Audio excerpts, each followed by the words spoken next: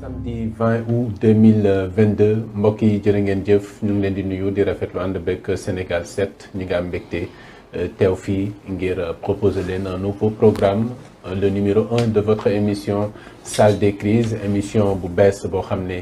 dafay décrypter fànn bu ne ci wàllu actualité waaye itam nekkin bi fii ci réewum Sénégal ci domaine bu nekk ànd ci ak suñu ay invité waaye itam suñu consultant tey nag dañuy intéressé wu ci communication politique li ko waral nag mooy sortie yi nga xam ne bëri na temps yi te homme politique yi rawatina ñi nga xam ne daal nañ leen fal yees ca Assemblée nationale waaye itam certains leaders politiques yi nga xam ne génn nañu def ay sortie concernant l'actualité politique waaye situation bi ci biir réew mi waaye ci biir communication bi jokkalante bi ak askan wi am na ci ay fànn yu bëree bëri yoo xam ne desandi na waaye dañ ci ànd ak suñu ay spécialistes ak suñu consultant am mbégte nag ci numéro 1 bu émission bi lay tey dalal ci ki nga xam ne spécialiste la ci wàllu art oratoire di professeur Meissa Mbaye nekk président fondateur bu Wérékane Institute nekk itam coach en art oratoire monsieur Mbaye ñu ngi lay nuyu di la dalal ci Sénégal 7. maa ngi lay nuyu di nuyu toute l'équipe de Sénégal 7 di rafetlu sama teewaay fii parce que xam naa ni émission bi ak titre bi lu am solo la di ñaan tamit que ni sama participation ak samay remarques ak samay suggestions yi may def ci thème bi du choquer kenn ndax ñun suñu analyse dafa neutre waaw féetewuñu fenn lépp ñuy def dañuy essayer di jéem di ko lal ci xam-xam. D'accord donc dinañ dugg ci waxtaan bi duñ ci wéet nag ndax dañ ci ànd ak suñu consultant suñu doyen Ben Makhtar Diop di journaliste Ben Makhtar ñu ngi lay nuyu di la dalal ci sa kër. ma lay fay di kontaan ci lu ñu seq li nga xam ne moom mooy liggéey bi de par le sérieux bi nga ci prôné tout le temps bi nga ci àndal xam naa ne que ni. Journalisme nekkul passage ci yow dafa nekk loo xam ni gëm nga ko bëgg ci def carrière ñu ñaan yàlla mu taxaw la ci am mbégte itam ànd ak coach Meissa Mbaye turu émission bi dafa wuyu li nga xam ni moom la ñu fas yéene waxtaan tey ndaxte salle des crises dañuy xalaat ni ay crise politique la ñuy wax mais ñun tey crise de communication la ñu fas yéene wax te ci wàllu communication dañ ci am lu bari lu ñu ciy dund ndaxte ku nekk da ngay jóg ni spécialiste la ci communication ñi koy def itam muy leader politique yi ñi ci ëpp sax duñu wut ku leen di coacher duñu wut ku leen di jàppale dañuy jóg rek soobu ci or dañu nekk ci domaine boo xam ni erreur boo ci def donc lépp too fay too la donc c'est bien que ñu waxtaan ci pour mën leen gindi mën leen indil as tout li nga xam ni yàlla may nañu ko ci côté boobu. Voilà tout à fait donc dinañ ci ñëw plus largement intéressé wu ci 2 cas pour tey dinañ ñëw ci yeneen cas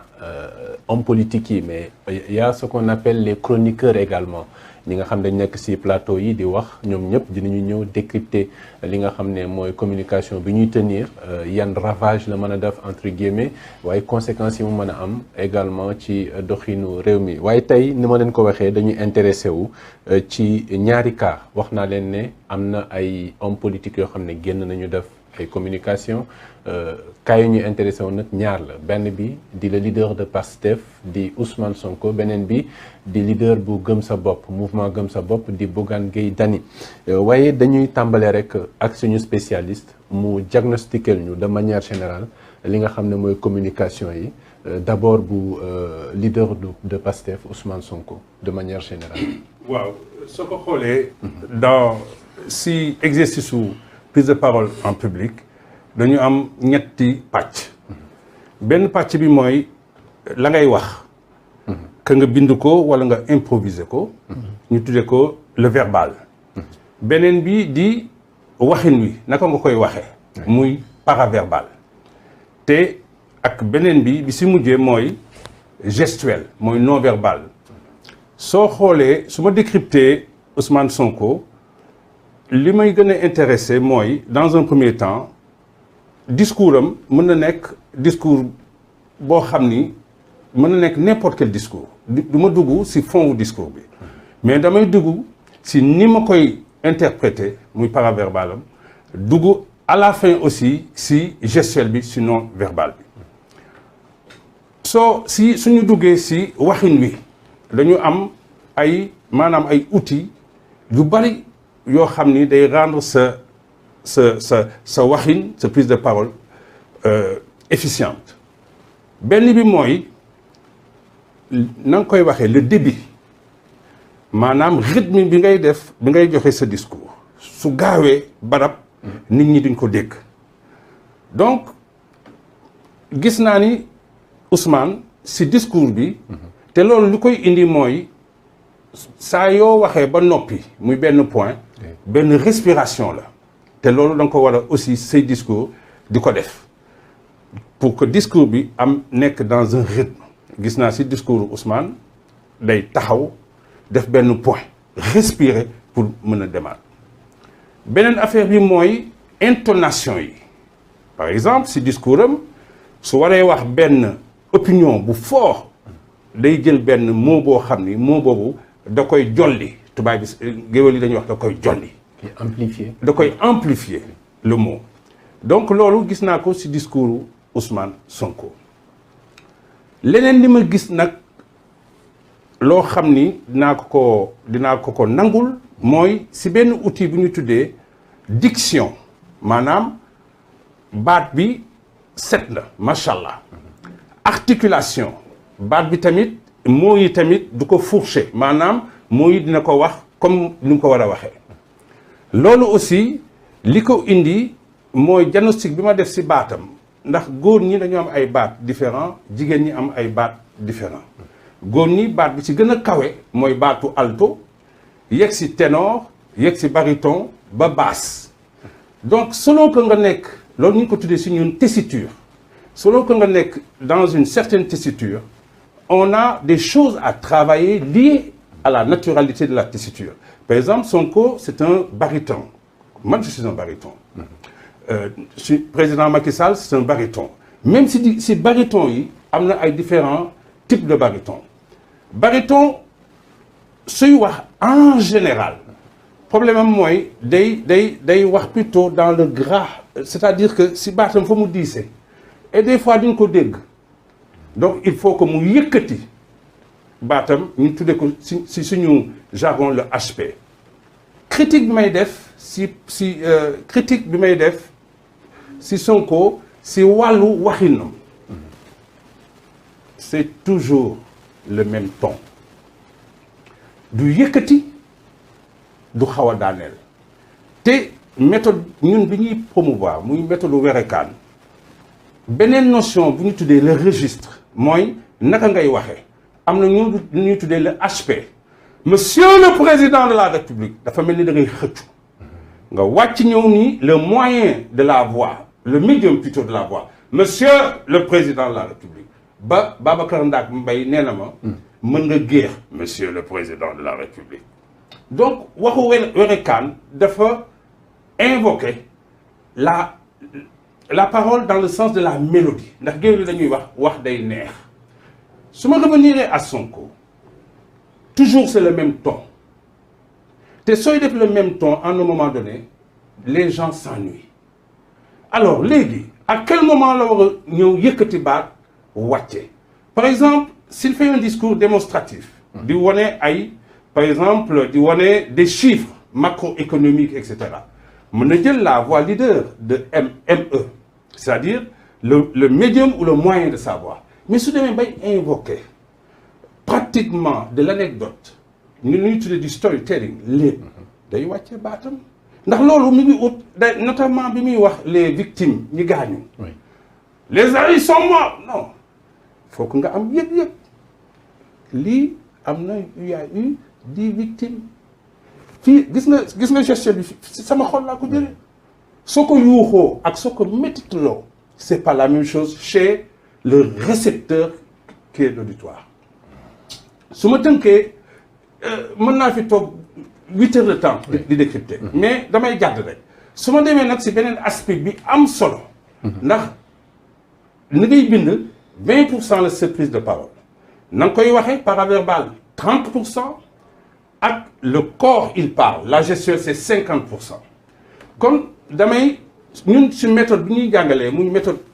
africaine de l'art oratoire ñu jëlee ko ci ngéwël yi c'est une méthode où l'orateur bi dafa war a di marquer sa prise de parole par la résonance des 5 registres da nga war a wax ci kaw di daaneel dafa am solo très bien ma jàll ci loolu ñëw ci li ñuy wax la gestuelle soo xoolee Sonko travaillé wul li ñuy tuddi sa verticalité dafa mel ni kuy fecc loolu c'est un tic gestuel boo xam ni soo ko xoolee voilà à des moments il n'est pas si vertical il bouge trop alors que ñun dañuy jàngal que ni da nga war a nekk dans une verticalité ndax si on bouge beaucoup récepteur bi ma nekk man di la déglu tic corporel boobu daf may yóbbaale ba peut-être la ngay wax du ma ko dégg ma continuer di wax que ni tamit toujours si domaine corporel su waxee ba daaneel lii tax toujours man mii di récepteur may continuer ak moom c'est le masque c'est le sourire le visage est trop fermé le visage est trop fermé nay sourire un visage très grave vous avez vu alors et on va vous dire que ce que je dis est grave quand ce que je dis est grave si je le marque par une fermeture du masque je rends peut-être encore plus grave ce que je dis mais quelle est la sensation du récepteur de ce qu'on dit ma wax la ci benn affaire nga ñëw voir un procureur qui doit vous condamner ñaan ma ko yàlla à perpétuité la manière dont il va le dire la manière dont il va ouvrir son masque moi qui suis le condamné je vais le recevoir différemment s'il me condamne à perpétuité avec un masque serré il double ma peine s'il ouvre le masque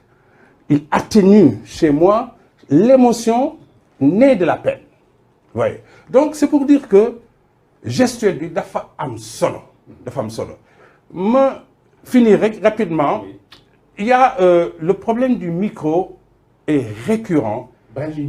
d'accord on met le doigt là-bas ñëwaat foofu benn wax na ko par rapport au débit du discours balaa ñuy ñëw sur le discours proprement politique le contenu par rapport au débit constance bi il y a pas de changement finalement mën na ennuyer peut-être ceux qui regardent logiquement daf leen war a ennuyer mais Ousmane Sonko c'est un phénomène dans notre pays phénomène boo xam ne que ni heure bu bëggee communiquer dafa mel na le public dafa mel na ku nekk salle de cinéma mu xam ni am na ñu taxaw di ko xaar et que dafa am ñu muy waxal aussi xam nga masque bi coach di wax dafay fermer trop son visage masque boobu dafay tax ba mag ñi ils ne sont pas réceptifs par rapport à Ousmane Sonko ñi am 50 ans jëm kaw paa yi maire yi ñoom dañuy jàpp ni que ni Sonko c'est comme un homme boo xam ne il est tout le temps en guerre mais jeunes yi muy di waxal parce que moom dafa segmenter électorat bi moom ñi am 18 jëm 35 ans buy wax ak ñoom ils le comprennent ils sont très réceptifs par rapport à lui parce que mots yi muy jël sax dafa ànd ak gravité bi coach di wax léegi il est pratiquement le seul à la limite Barthélémy Diaz mais Barthélémy est en train de faire sa mue mi ngi métamorphosé wu mais Sonko son dernier ñafal boobu dafa ànd ak li nga xam ne que ni moom te xoolal pour corroborer li professeur doon wax léegi il parle de ñafal châtiment la booy defal parce que dama koy ñaf moo châtiment la booy def xale nga sumi tubayam dóor ko ci gannaaw gi châtiment la bu ñuy defal xale mais jour bi mu koy wax dafa àndoon ak le sourire comme si dafa doon nargué ki nga xam ne que ni moom la war a ñaf ça veut dire que ni yooyu yëpp war nañu am benn certaine concordance benn certaine symbiose mais foog nga am un spécialiste bu nekk sa wet mën di ko décrypter naan la bii ça a été bien mais ni nga ko rendre c'était pas ça corrigel autour de nos hommes politiques nag malheureusement yëpp amu si pourquoi may wax ni que ni amu si nos hommes politiques sont souvent encadrés par des journalistes et un journaliste n'est pas un communicant journaliste li mu jàng mooy collecter traiter mettre en forme une information mu joxe ka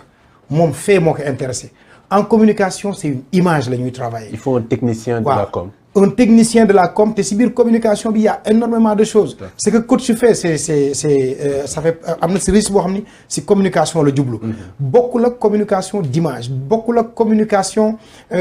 politique bi ñuy def. mais da ngay jël tey benn journaliste parce que bi nga nekkee dans l'opposition bi muy metti moo la doon jàppale moo lay boole journaliste yi moom nga doon waxal heure boo bëggee def sortie moom mooy ñëw gisee gars yi du sax xaalis bu mu leen di jox mais ay nitam lañu. ñu ñëw nga def sa déclaration ñu poser la question yi nga bëgg ñu poser la que genre dicté préparé nga wax li ngay wax ñu dem traité comme tey boo yeewoo gis ni que ni presse bi pratiquement ñaari fan yëpp Ousmane Sonko est candidat à l'élection présidentielle du information ñëpp xam nañ ni que ni Ousmane Sonko loolu fanaan ci mbedd xam nañ ni que ni il est candidat mais terewul nit ñi bi ñuy yeewoo ci àjjuma ja loolu la ñu titré Ousmane Sonko candidat maintenant nag mu des commentaire ba ñu say def donc journaliste boobu mën na la jàppale ci wàllu relation média relation presse mais du moom moo lay wax ni la ce discours bi ni nga ko rendre nii baax na du moom moo lay wax li nga sol bés boobu baax na maa ngi xool léegi bi coach di wax mais est-ce que vert bi Ousmane Sonko wax moo doon couleur bi mu waroon utiliser bés boobu tey boo jëlee un véritable communicant dinañ la ah non un journaliste se dira mais non moom mooy maire Ziguinchor c'est la région naturelle donc c'est normal mu jël vert bi ñenn ñi ni la ah est-ce que du dafay def benn clin d'œil à l'islam yooyu yëpp daf si jouer par contre bu fekkee ku am dafay def communication politique la dinañ la ah le bleu couleur du pouvoir lan lay jëriñ la chemise blanche lan la war a mën a jëriñ bu fekkee moom mooy maire Ziguinchor mu jëm ci wàllu jàmm pourquoi mënul woon sol lu weex donc yooyu yëpp ce sont des choses yoo xam ne que ni faaw nga am spécialiste bu lay travailler. Une chemise aux manches retroussées pour dire que peut-être on est prêt au travail on est candidat à la présidentielle donc on est prêt. xam nga c'est important. Président Abdoulaye Wade en 2007 janvier 2007. dañu dem seeti ko bi ñu ñëwee ñu tegal ko hymne de campagne Pape et Cheikh mooy góor gi dolluñu au départ c'était pas góor gi dolluñu au départ c'était góor gaa ngi rëbbi ëllëg suba teel Sénégal dina neex parce que loolu woyu folklore traditionnel la alors bi ñu ko ñëwee ñu tegal ko mu xool mu ne mais vraiment affaire bi neex na on était 4-5 personnes bi ñu waxtaanee ba mu yàgg Karim ni que kii moom nee na d'accordul ak hymne bi mu ne ma mais pourquoi ma ne que non mais monsieur le président da ngay dem pour wuti sénégalais yi séduction ngay defi bëgg sénégalais yi sànnil la seen xob delloo la mbir mi nga jël sa deuxième mandat kon kay waroo jël sénégalais yi comme des gibiers góor gaa ngi rëbbi mooy da ngay tey sa fusil nekk chassé di dàq sénégalais mu toog ba mu yàgg mu ni non reprendre mu ni génneel leen ma kii bi clé USB bi ñu génne ko mi amoon bouteille d'eau ci kanamam mu tëj dugal si clé bi tëj nii boobu moom bu mu génn parce que lii mu wax nii man nangu naa ko bu wool leen ma Pape Diop moom mi fay pour ñooñu defar ka bu ñu mënee reprendre ñu reprendre bu ñu mën reprendre ñu wutal keneen ku ma defal hymne de campagne parce que il a compris tout de suite te il avait autour de lui des communicants ñoom Momar Thiam ñoo fa nekkoon donc ñu ne que président vraiment wax ji moom neexul ak travail bi ñu def yëpp mais puisque idée bii génn na bu parce que communication bu xasee ba am jiixa jaaxa rek tegal de côté nga changer dem peneen maintenant est-ce que nag le leader dina nangu ñu wax que ni que lii ngay def nii ak nii nga koy defee nii baaxul loolu mooy problème bi parce que ki lay conseiller ci communication war na mën a dugg ba sa biir chambre à coucher ñëw fekk la nga toog mu ne lii nga bëgg sol tey baaxul solal lii dal nañu ak benn soxna boo xam ni jamonoy président IBK au Mali moo nekkoon ministre de la culture et de la communication le 15 juin ñuy def signature des accords de paix elle est arrivée en retard et puis dafa njool madame Ndiaye mu ñëw dugg ci salle bi ñëpp a ngi toog xam nga lan la sol basin bu rouge bi ñu yeewoo le lendemain presse bi yëpp moom la ñu sonk mais président puisque daf ko bëgg mu ne ko yow sa rouge bi saf na de ree toog jàpp ñamuram or bés la woon boo xam ni dañuy signer accord de paix dafa waroon sol lu weex moo tax suñu leader politique yi war a di nangu di am coach boo xam ne daf naan leen tegal sa tànk fii defe que ni waxe que ni bu ñu avancé tuuti ci Ousmane Sonko am na yeneen yu ñu si mën a teg nañ ko nangul ni que ni am na lu ko yàlla may ci wàllu communication c'est naturel mais da nga koy nag parfaire oui mais dinañ ñëw surtout ci communication bi le contenu ak am na lu ko yàlla may ñu bëri ñu ngi koy déglu mais est-ce que le contenu il est vraiment très adapté parce que ça peut orienter vers peut-être le populisme. Exactement. Mais dinañ si ñëw après alors coach ñu